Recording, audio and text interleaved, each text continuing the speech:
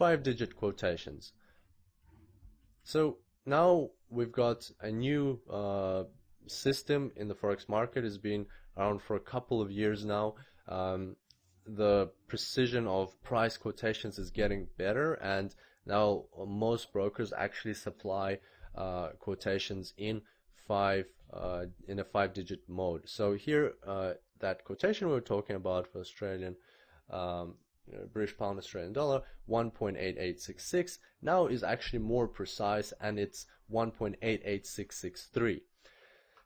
So now the minimum change this currency pair can experience is actually 0.0001. So 10 to the power of -5. Now let's understand how the definitions of pips and points have changed in this particular case when the 5 digits system has been introduced. So the minimum change is still called 1 point. Minimum change is always called 1 point. Now the value on the right, 0.00001, has been labeled with the name pipette. Once again, let's keep these things separate. 1 point is the minimum change, and 1 pipette is always equal to 0.00001. In this case, it just so happens that the minimum change is equal to 0.00001, and that means 1 point is equal to 1 pipette, and that's always the case for 5-digit price quotations. And so once again, let's calculate the spread. Here I've shown our previous example, but I've added the 5th digit as a smaller number, and a lot of brokers do that just to show that it is 5-digit quotations, because when you have 5 digits after the decimal point, it can be it can get a bit confusing and like a lot of numbers. So here it highlights to you that these are in fact pipettes on the end of the currency quotations. So the difference of the ask and bid price in this case is 0.00065 units of the quoted currency, which is Australian dollar, and that equals to 65 points. So let's remember that even in the 5-digit quotation system, a point is the minimum change that the currency pair can experience. In this case, the minimum change is 0.00001, and if you multiply that by 65, then you will get your spread. So the spread is 65 points. On the other hand, the spread is approximately 7 pips. You can say 6.5 pips, you can say 7 pips, doesn't really matter.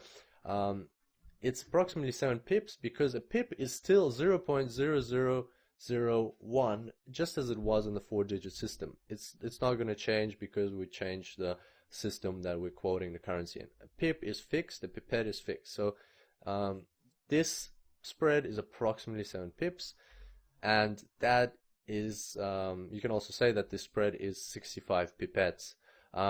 I would advise you not to use the word pipettes because not many people understand you. Like I never use it, nobody ever uses it. It's a very kind of new term, or very, very low use term, and just sounds funny to be honest.